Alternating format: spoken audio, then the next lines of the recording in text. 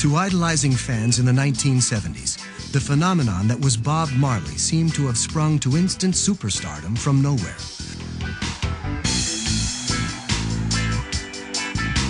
But a look at that long nowhere would have revealed a grueling journey strewn with both agonies and turns of good fortune.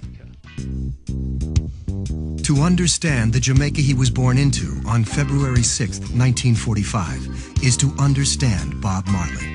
The beautiful Caribbean island held nothing for descendants of slaves that had been brought to work the sugar plantations. Slavery was gone, but the British colonial rulers remained on top of a teeming underclass. Bob's mixed-race parentage was not unusual, but its mix of classes was. His mother, Cedelia, poor and black, bore Bob out of wedlock to Norval Marley, a white British administrator many years her senior. He married her to legitimize the child before drifting away. Young Bob proved exceptionally bright through a string of public schools, but prone to deep moods and silences. There was much to be moody about. But what Bob always had as he moved about Kingston was music.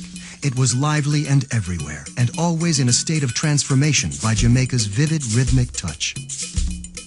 Norval Bunny Livingston and Peter McIntosh were two of Bob's earliest friends and slated to become important collaborators for most of his early life. They got themselves heard on talent shows broadcast over Jamaica's two rickety new radio stations.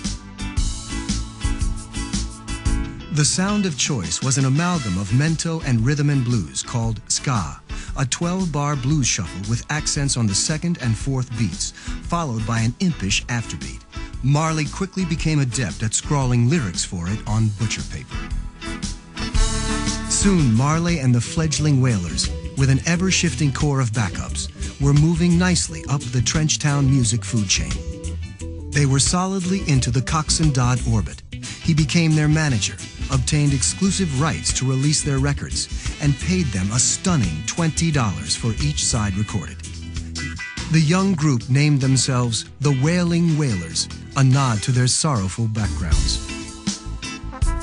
Soon Marley was beginning to see a somber shift in Jamaica, in both attitude and music. The lyrics and mood of the hottest songs had switched from lively sweetness to dark anthems from the Kingston underclass. There was official outrage against this so-called rude boy music. But it was selling fast, and Bob was drawn to it more and more. The Wailers would take it up. Much of the rude boy attitude came from the growing Jamaican attachment to the Rasta movement, a religion peculiar to the island. Rastafarians revered Emperor Haile Selassie of Ethiopia, also called Ras Tafari, as a living god who would lead oppressed blacks back to an African homeland. Marley drifted to it slowly but steadily. Bob eventually joined the Rasta Brethren in regarding marijuana as wisdom weed that had grown on the grave of Solomon and inciting Bible passages that called for unshorn beards and hair. Rasta men embraced scraggly beards and long braids called dreadlocks.